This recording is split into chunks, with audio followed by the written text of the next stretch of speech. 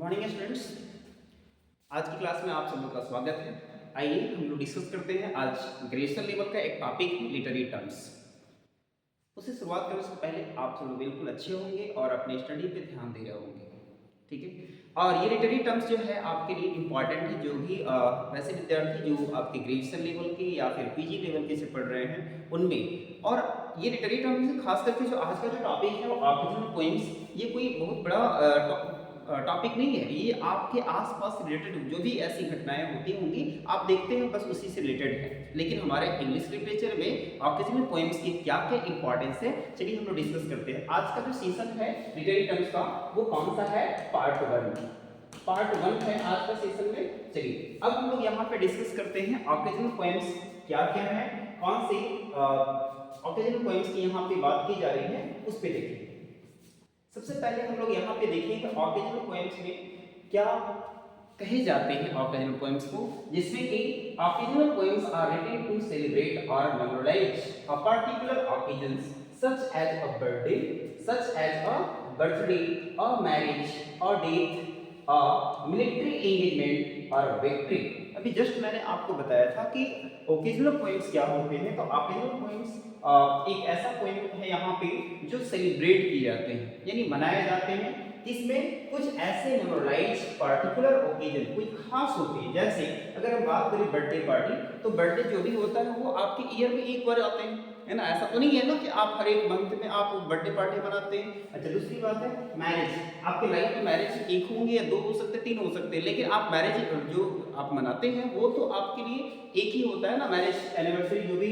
और डेथ, मृत्यु तो एक ही होगा ना, बार बार तो नहीं होगा, ठीक है। तो इस प्रकार से जो भी ऐसे हैं वो ऑकेजन। आगे बात करेंगे मिलिट्री एंगेजमेंट और victory, the dedication of a public building और the opening performance of a play. लेकिन हमारे इंग्लिश लिटरेचर में इसकी बहुत बड़ी इंपॉर्टेंस थी, जो परफॉर्मेंस किया गया था एक प्ले के रूप में। एडवर्ड स्पेंसर का एक यहाँ पे है epithalamions on the occasion of on marriage, जो अपने शादी की ही बात करते हैं, अपने शादी पे ही इन्होंने लिखा है। तो ये एक इंपॉर्टेंट है जो कि एक वेडिंग पोएम कर सकते हैं। जॉन मिल्टन का है कौन सा, लिसिडास में। ये भी एक इंपॉर्टेंट पोएम्स है जो आपके ओकेजन में आएंगे। तो on the death of the young poets Edward king ये जॉन मिल्टन के जो फ्रेंड थे जो कहीं बाहर जा रहे थे बाई दी फ्लाइट या जैसे भी कहें, तो उनकी जो मृत्यु हो गई बहुत कम एज में। ऐसे में इस प्रकार से जॉन मिल्टन ने उन पे एक वर्क लिखा जो क्या है, on the death of the young poet Edward king पे ही एक लिसिडास लिखा हुआ है। सेकंड हम बात करेंगे एंड्रयू मॉडल्स, जिसमें कि हम बात करते हैं and Horatians art upon some Cromwell's return from the Ireland. तो ये आपके एंड्रयू मॉडल्स को हो गए। नेक्स्ट हम बात करेंगे अल्फ्रेड लॉर्ड टेनिसन, इनका भी क्या वर्क है, the charge of the light brigade. ये भी एक बहुत इंपॉर्टेंट पोएम्स है। नेक्स्ट है are all poems that have long survived their original occasions, जिसमें कि हम लोग ओरिजिनल ऑकेजन्स कोई भी ऐसी घटना होती है जो वास्तविक होती है तो उसमें हम लोग उस चीज को लिखने का प्रयास करते हैं। नेक्स्ट हम बात करेंगे डब्ल्यू बी एट्स, वो क्या है, ईस्टर 1916। अब यहाँ पे डब्ल्यू बी एट्स का है, विलियम बटलर एट्स का बहुत इंपॉर्टेंट है ईस्टर 1916। क्यों, क्योंकि यहाँ पे उस समय जो आयरलैंड पे जो इंग्लैंड वाले वहां पे शासन कर रहे थे या उस पे, तो वहां पे ईस्टर राइजिंग की बात करते हैं। तो उस घटने को देख करके ओरिजिनल ओकेजन्स पे क्या क्या हो रही थी उस पे लिखा है।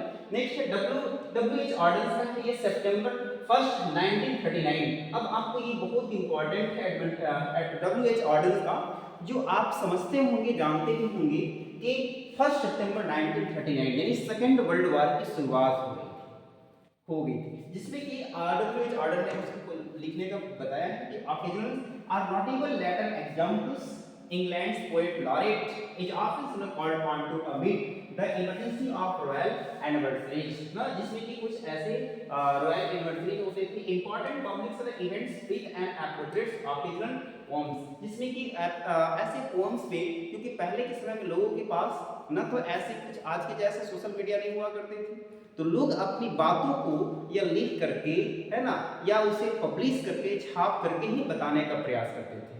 तो सबसे आसान सा तरीका होता था क्या, तो उसे हम पोम्स में हम उसको डिस्क्राइब कर लें। चलिए आगे हम देखेंगे। नेक्स्ट है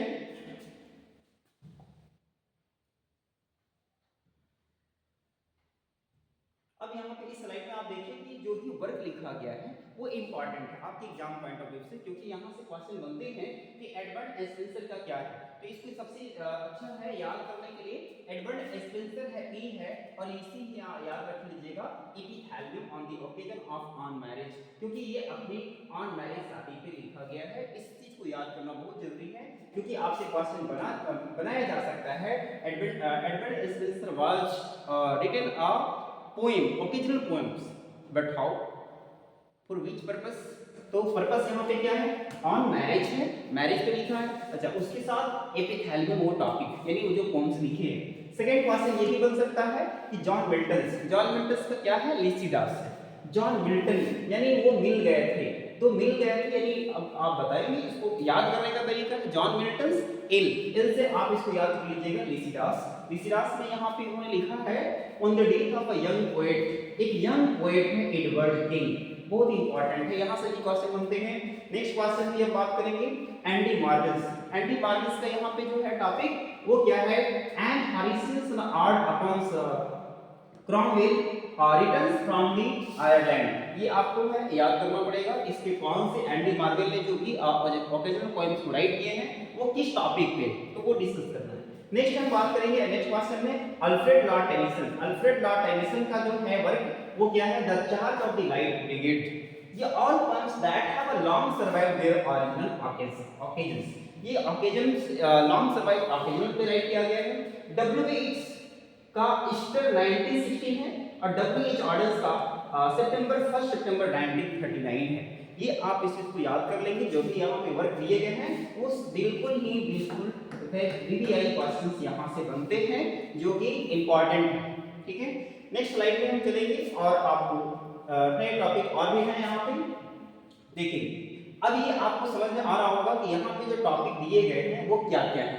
अभी जस्ट आप देखिए ये वेडिंग है, ये वेडिंग सेरेमनी का है यहाँ पे, ये आप देख रहे हैं कि बिल्कुल बर्थडे, तो ये जो भी होंगे वो आपके जगह पे होंगे। यहाँ पे देखिए लोग बिल्कुल यहाँ पे आते हैं, सेलिब्रेट करते हैं, एक साथ मिलते हैं। अच्छा, ये वेडिंग में देखेंगे तो क्या वेडिंग बर्थडे तो नहीं वेडिंग होता है ना, उसमें लोग एक अच्छे उसको फिक्स डेट होता है, उस डेट पे आकर के लोग उससे क्या करते हैं, खुशियाँ मनाते हैं। तो ये इस तरह से जो भी आपके हैं वो ओकेजनल पोएम के अंतर्गत आते हैं। नेक्स्ट हम बात करेंगे यहाँ पे क्या होता है उसके कैरेक्टरिस्टिक्स, किस प्रकार से।